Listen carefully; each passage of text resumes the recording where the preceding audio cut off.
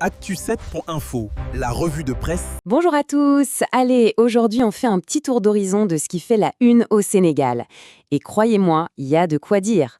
On a un nouveau leadership qui bouscule pas mal de choses sur la scène politique, des batailles économiques assez intenses en interne, et puis bien sûr cette ferveur nationale pour le football. Alors qu'est-ce que les gros titres nous racontent vraiment? C'est parti, on décrypte ça ensemble. On attaque direct avec un titre qui frappe fort, celui de Source A. L'idée ici, c'est que le nouveau président, Bassirou Diomaye Faye, il n'est pas juste là pour gouverner. Non, il serait là pour, en quelque sorte, solder les comptes du passé. C'est une affirmation hyper audacieuse, qui laisse penser qu'on s'oriente vers une rupture, une vraie réinitialisation politique. Bon, premier grand thème qui ressort clairement des journaux, le Sénégal qui s'affirme sur la scène internationale. On sent qu'avec le nouveau président, le pays ne veut plus seulement jouer un rôle, mais carrément mener la danse en Afrique de l'Ouest. L'info principale qu'on retrouve par exemple chez Walf Quotidien, c'est que le président Diomaye prend la tête de la CEDEAO. Vous savez, la communauté économique des États de l'Afrique de l'Ouest, c'est un poste absolument clé qui met le Sénégal au centre du jeu économique et politique de toute la région. Et ce n'est pas tout, loin de là. Le Soleil et Pop nous apprennent une autre victoire diplomatique. Le Sénégal va aussi présider la commission de cette même organisation de 2026 à 2030. Ces deux nominations, mises bout à bout, ça confirme vraiment ce nouveau statut de poids lourd du continent. Ok, maintenant on passe des succès à l'étranger aux tensions bien de chez nous. Parce que pendant que le Sénégal montre ses muscles sur la scène diplomatique, à la maison, il y a un conflit financier très très sérieux qui fait les gros titres.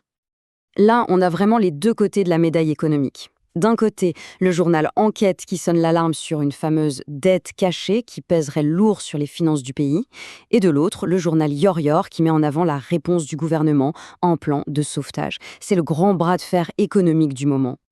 Et attention, ce débat est tout sauf un simple échange technique entre experts. Le journal L'Info, par exemple, rapporte une critique au vitriol venant du groupe d'économistes. Leur mot, un réquisitoire sans concession. Ça montre bien à quel point le sujet est explosif. La bataille ne fait que commencer. Allez, on élargit un peu le champ de vision. Parce qu'au-delà de la politique et de l'éco, il y a plein d'autres sujets de société qui agitent le pays et qui font la une. Regardez cette mosaïque de titres, ça nous donne une bonne photo d'une société en pleine ébullition. On a Les Échos qui décortiquent une affaire judiciaire, Sud Quotidien qui relaie la frustration de la société civile, Libération qui enquête sur une polémique sur les réseaux sociaux et Point Actu qui parle de tensions politiques. Bref, le Sénégal débat et il débat de tout, partout. On change complètement d'ambiance maintenant pour parler d'un sujet qui, pour le coup, rassemble tout le monde et déchaîne les passions, le football avec l'équipe nationale, les fameux Lions de la Teranga. Dans toute la presse sportive, il y a un chiffre, un seul, qui s'affiche partout en grand, 28. Mais qu'est-ce que ça peut bien vouloir dire? Et voilà la réponse, 28. C'est tout simplement le nombre de joueurs de Lyon qui ont été sélectionnés pour une seule et unique mission, la reconquête du titre continental, comme le titre le journal Sport.